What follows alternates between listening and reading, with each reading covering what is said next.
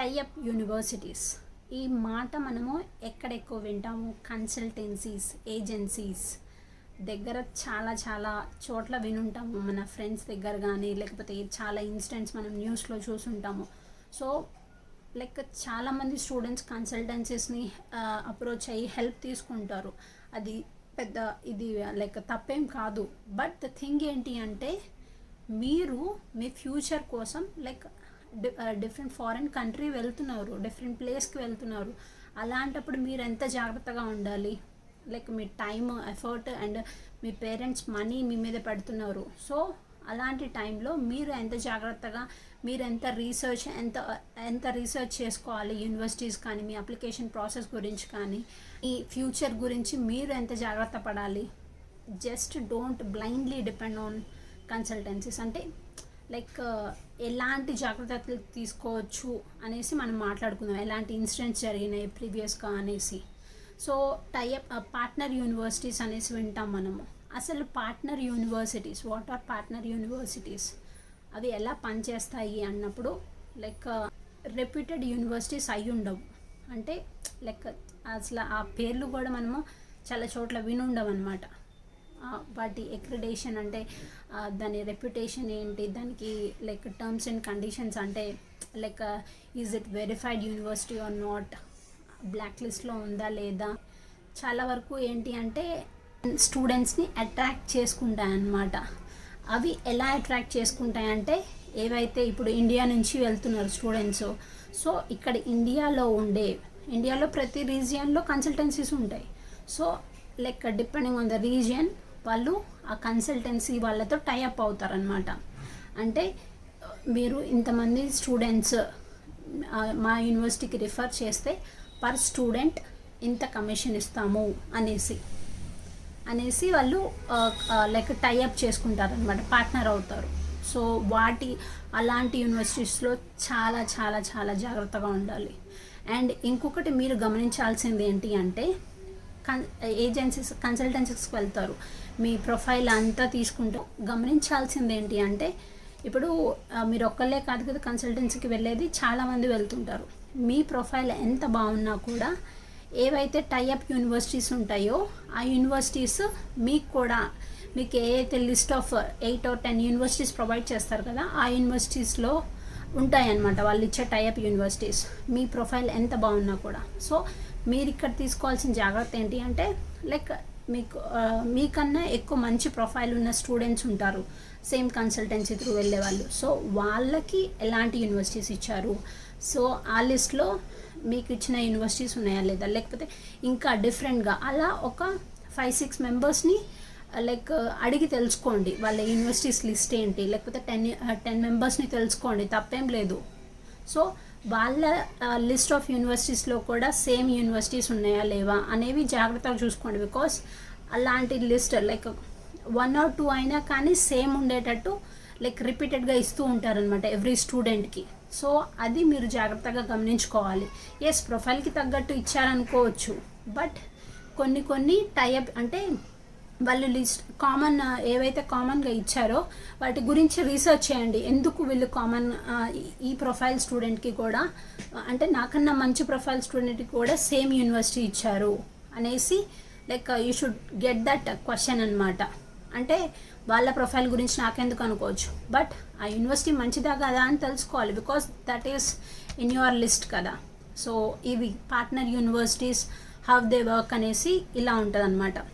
అంటే అవి ఎలా కనిపెట్టాలి అంటే, మనము 100% కనిపెట్టగలమా అంటే కనిపెట్టలేము. బట్ ద థింగ్ ఏంటి అంటే కొన్ని కాషన్స్ అయితే తీసుకోవచ్చు. ఏవి అంటే, ద ఫస్ట్ వన్ ఏంటి అంటే లో కాస్ట్ కౌన్సిలింగ్. ఫర్ ఎగ్జాంపుల్ మీకు సర్వీస్ ప్రొవైడ్ చేస్తాయి కన్సల్టెన్సీస్. వాళ్ళు ఏమంటారు అంటే, మీకు మొత్తం అడ్మిషన్ ప్రాసెస్ కానీ మేము ప్రొవైడ్ చేసే సర్వీసెస్ అన్నీ ఫ్రీ అని చెప్తారు. ఎవ్వరూ ఫ్రీ అని వాళ్ళ సర్వీసెస్ని ఇవ్వరు కదా. సో అది ఒకటి గమనించండి.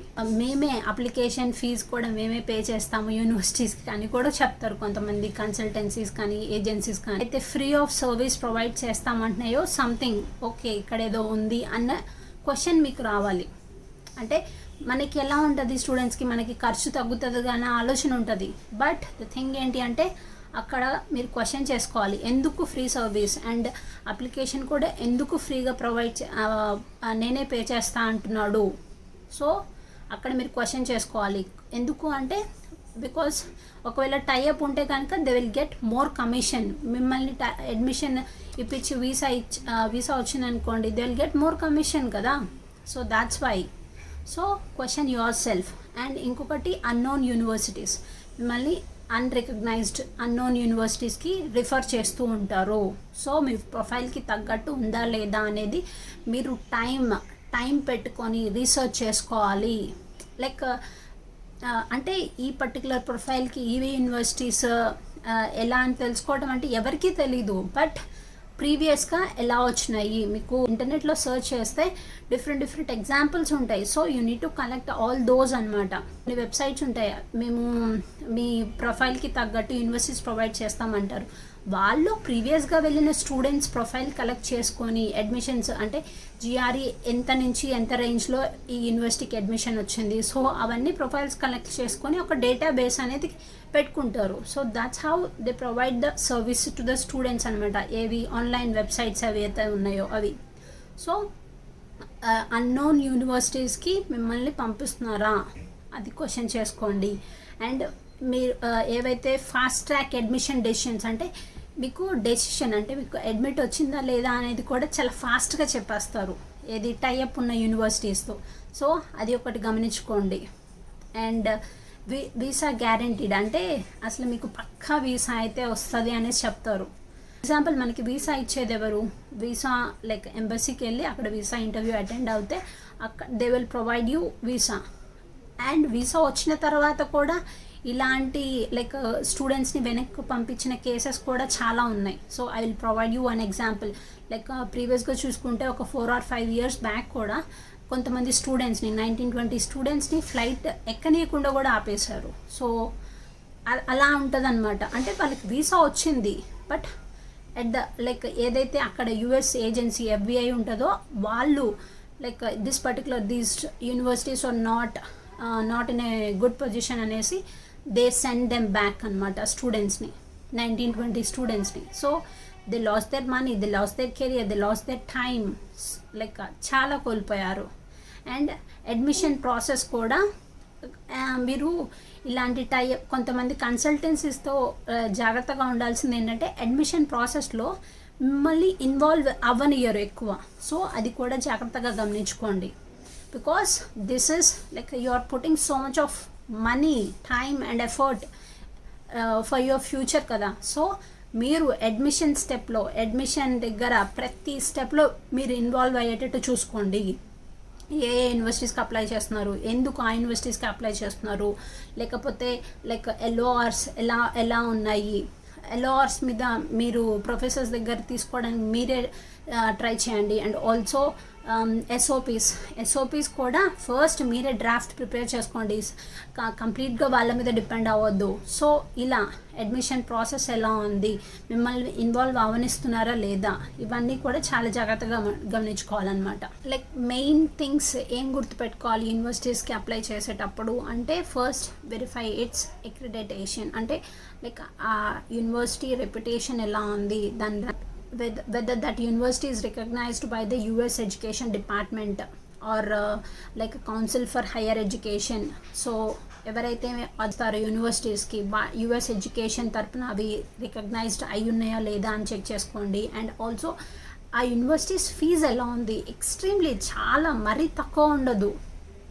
మనకి యూనివర్సిటీస్ ఎలా ఉంటాయి, లైక్ మీడియం రేంజ్ ఉంటాయి, హై రేంజ్ ఆఫ్ ఫీ ఉంటాయి, బట్ ఎక్స్ట్రీమ్లీ మరీ తక్కువ ఉన్నా కానీ యూ నీడ్ టు క్వశ్చన్ అనమాట. అంటే అడ్మిషన్ ప్రాసెస్ ఎలా ఉంది, చాలా ఈజీగా ఇస్తున్నారా లేకపోతే ఎలా ఉంది అనేది కూడా గమనించండి. అండ్ మీ ప్రొఫైల్ లైక్ వేరే స్టూడెంట్స్కి ఎలా ఇస్తున్నారు కన్సల్టెన్సీస్ వాళ్ళు, like research on every university అనమాట.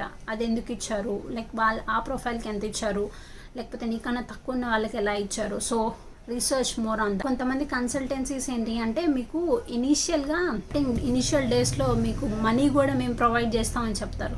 సో వై ఎందుకు ప్రొవైడ్ చేస్తున్నారు, వాట్ బెనిఫిట్ ఉంటుంది కదా, లేకపోతే వాళ్ళు మనకి ఏమైనా రిలేటివ్స్ ఇవ్వడానికి కాదు. సో అది క్వశ్చన్ చేసుకోండి. అడ్మిషన్ ప్రాసెస్ షార్ట్ కట్స్ని వెతుక్కోవటం మానేయాలి. బికాస్ మనము చాలా లైక్ మన ఫ్యూచర్ కోసం వెళ్తున్నాము, మనం హైయర్ స్టడీస్ కోసం వెళ్తున్నాము. So you need to work on it from like it takes long time. ఆ ప్రాసెస్ అంటే ఎలా ఉంటుందో మనకు తెలుసు. సో ఎక్కువ టైం తీసుకుంటుంది కాబట్టి లైక్ మీరు షార్ట్ కట్స్ వెతుక్కోవడం మానేయాలి.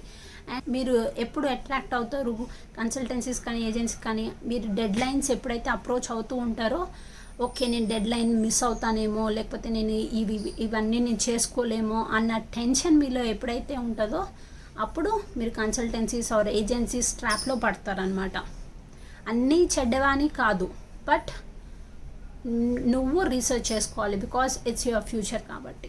సో మీరు ప్రిపరేషన్ కానీ లేకపోతే డాక్యుమెంటేషన్ ఏమేమి కావాలి అన్నీ కూడా కలెక్ట్ చేసి పెట్టుకోవడం starting like it has to be start like very early in the like ఆ ప్రాసెస్లో చాలా తొందరగా ఉంటే దెన్ ఇలాంటి ట్రాప్స్లో పడడం తగ్గుతుంది అనమాట స్టూడెంట్స్కి. All the very